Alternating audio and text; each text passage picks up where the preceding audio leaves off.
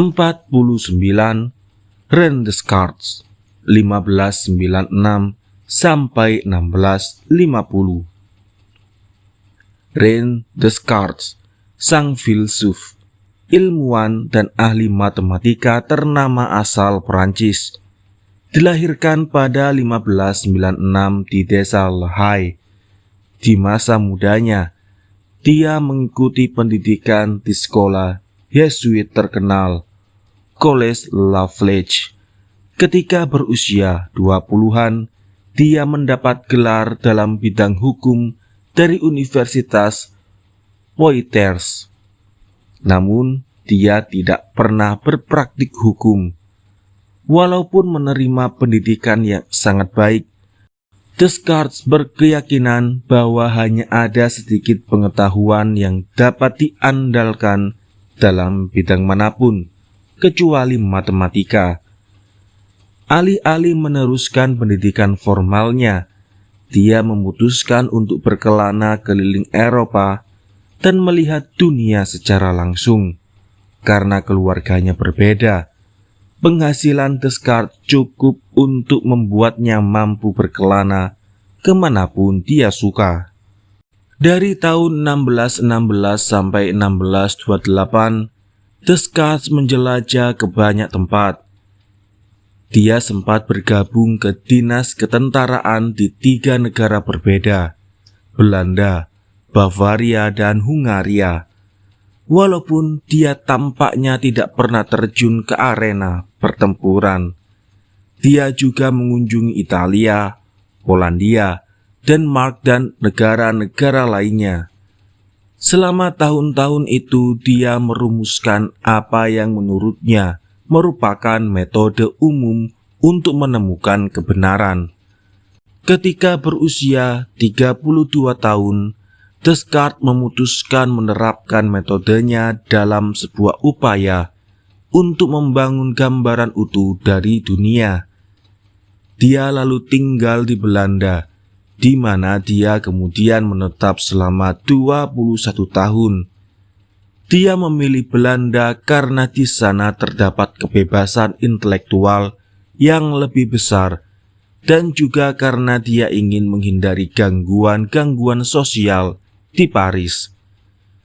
Sekitar 1629, dia menulis Rule for the Direction of the Mind, sebuah buku yang memuat garis besar metodenya. Namun buku ini tidak selesai dan mungkin tidak pernah diniatkan untuk diterbitkan. Buku ini pertama kali terbit lebih dari 50 tahun setelah wafatnya Descartes. Antara tahun 1630 sampai 1634, Descartes menerapkan metodenya untuk studi ilmu pengetahuan. Untuk mempelajari lebih banyak mengenal anatomi dan fisiologi, dia melakukan pembedahan. Dia terlibat dalam berbagai riset independen besar dalam bidang optik, meteorologi, matematika, dan beberapa cabang ilmu pengetahuan lainnya. Adalah Descartes yang berniat menyajikan hasil penelitian ilmiahnya dalam sebuah buku yang diberi judul Le Monde, Dunia. Namun pada 1633, ketika buku ini sudah hampir rampung, dia mengetahui bagaimana otoritas-otoritas gereja di Italia mendakwa Galileo karena mendukung teori Kopernikus tentang bumi yang berputar mengelilingi matahari. Walaupun di Belanda dia tidak menjadi sasaran otoritas-otoritas Katolik, Descartes merasa lebih baik menunda penerbitan buku karyanya. Karena dalam bukunya dia juga membela teori Kopernikus. Sebagai gantinya, pada 1637, dia menerbitkan karyanya yang paling terkenal, Discourse of the Method for Properly Guiding the Reason and Finding Truth in the Science. Biasanya cukup disebut Discourse of Method. Discourse ditulis dalam bahasa Prancis dan bukannya Latin, agar semua orang terpelajar dapat membacanya, termasuk mereka-mereka yang tidak menerima pendidikan klasik. Sebagai tambahan buku itu, Descartes mencantumkan 3 esainya yang memuat contoh-contoh penemuan dengan menggunakan metodenya. Dalam tambahan pertama, Optics, Descartes menjelaskan hukum pembiasan cahaya yang sebenarnya telah ditemukan sebelumnya oleh Wilbur Snell. Dia juga membahas lensa dan berbagai instrumen optikal, menjelaskan cara kerja mata dan berbagai malfungsi-malfungsinya, juga menyajikan teori cahaya yang merupakan versi awal dari teori gelombang cahaya yang belakangan dirumuskan oleh Christian Huygens. Tambahan keduanya mengandung pembahasan modern pertama tentang penjelasan tepat mengenai pelangi. Dia membantah paham bahwa panas merupakan fluida yang tak tampak oleh mata dan dengan tepat menyimpulkan bahwa panas adalah suatu bentuk gerak internal. Namun pemikiran ini sebenarnya telah diajukan oleh Francis Bacon dan orang-orang lainnya. Dalam tambahan ketiga, geometri, Descartes menyajikan sumbangan terpenting dari kesemuanya, yaitu penemuannya tentang geometri analitik. Ini merupakan langkah kemajuan matematika besar yang menyediakan jalan bagi Newton dalam menemukan kalkulus. Mungkin bagian paling menarik dari filsafat Descartes adalah caranya dia memulai. Dengan meneliti sejumlah besar paham keliru yang diterima umum pada masa itu, Descartes memutuskan bahwa agar dia dapat mencapai kebenaran, dia harus mulai dari nol. Dengan demikian, dia memulai dengan meragukan segala hal. Semua hal yang diajarkan pada gurunya, semua kepercayaannya, semua pemikiran yang tampak masuk akal, bahkan keberadaan dunia eksternal, bahkan keberadaannya sendiri, dengan kata lain, meragukan segala-galanya. Ini tentu saja menghasilkan sebuah masalah. Bagaimana mungkin mengatasi suatu penyangkalan universal dan meraih pengetahuan yang dapat diandalkan tentang apa saja? Toh, dengan menggunakan serangkaian argumen metafisis yang cerdik, Descartes secara memuaskan membuktikan bahwa dirinya itu memang ada. Cogito ergo sum.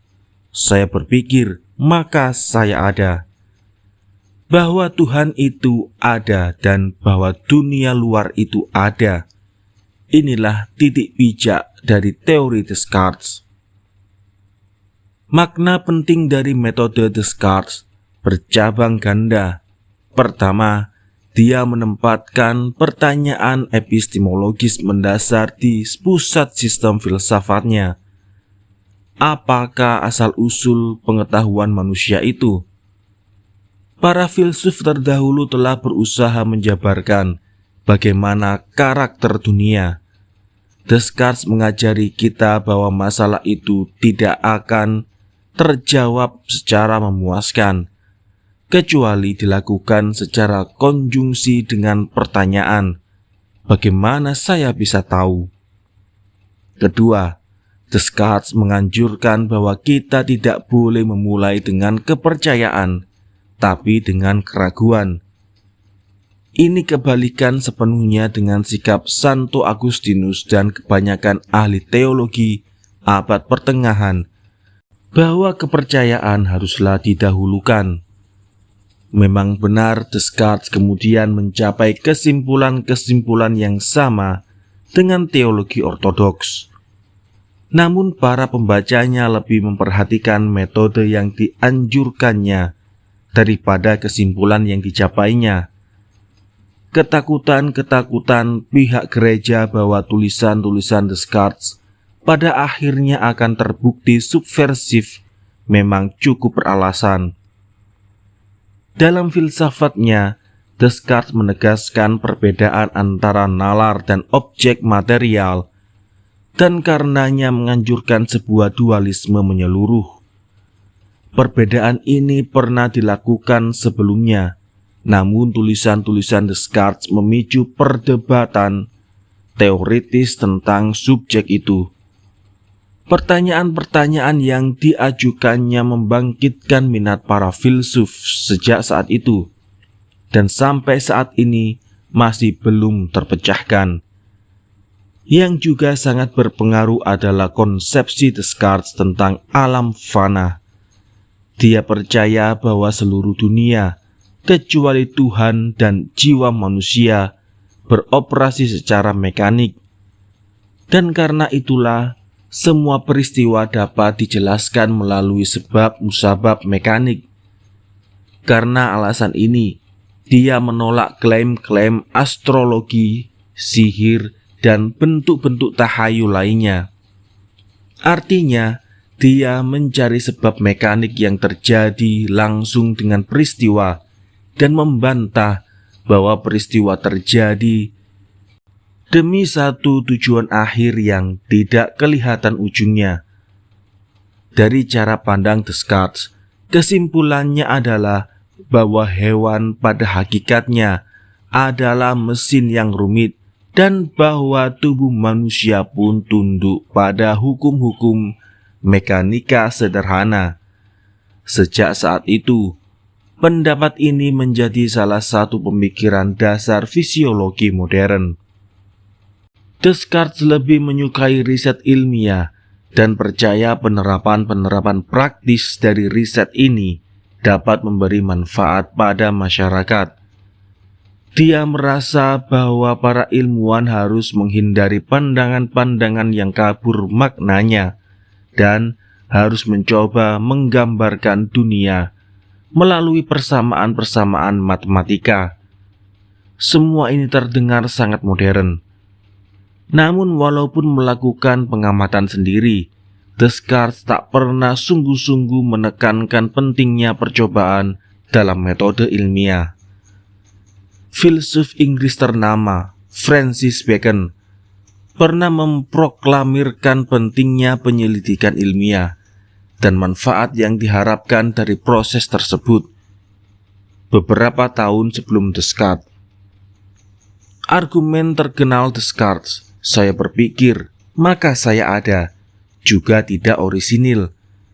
Kalimat ini telah dinyatakan lebih dari 1200 tahun sebelumnya, dengan kata-kata berbeda tentu saja, oleh Santo Agustinus.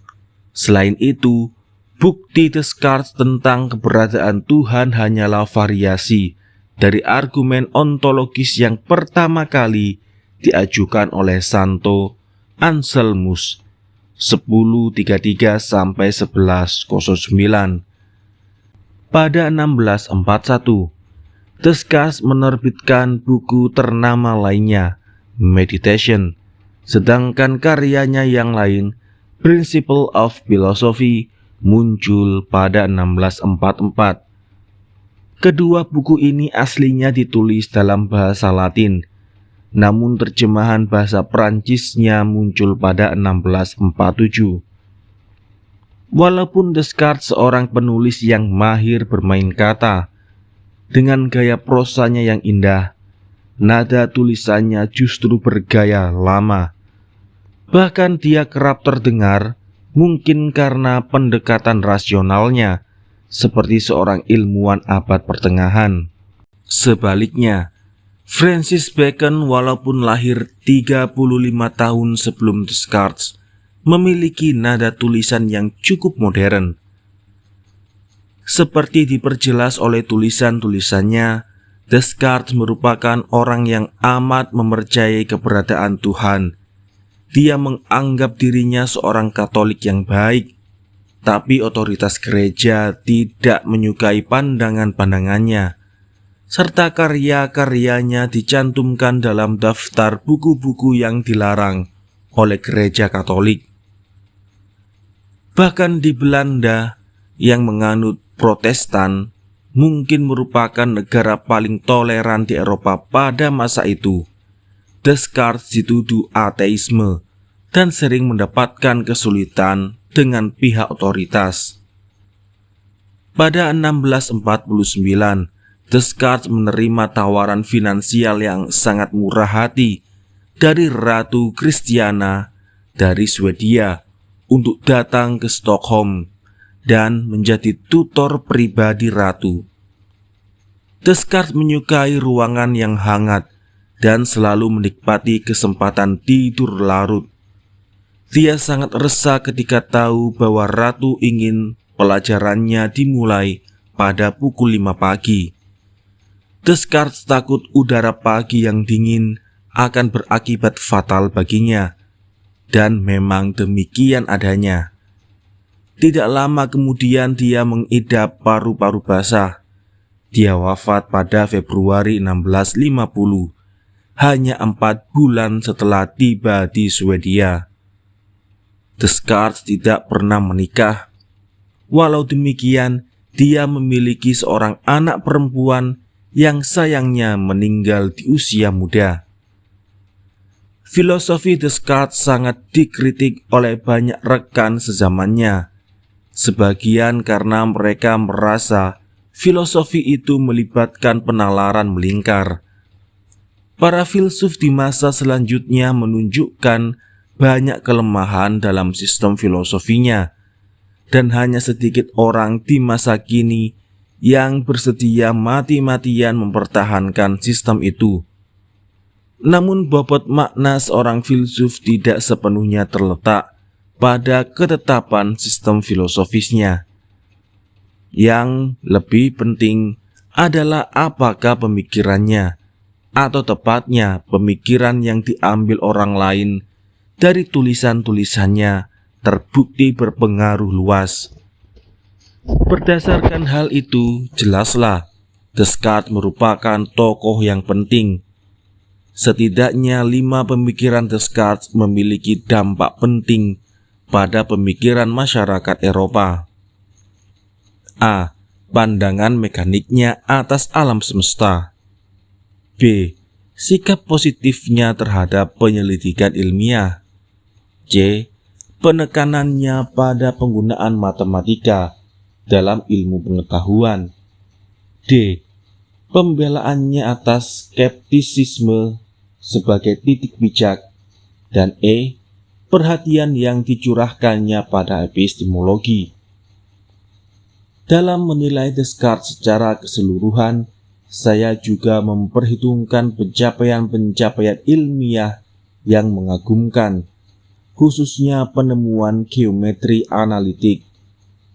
Faktor inilah yang meyakinkan saya untuk menempatkan peringkat Descartes agak lebih tinggi daripada filsuf-filsuf terkemuka lainnya, seperti Voltaire, Rousseau, dan Francis Bacon.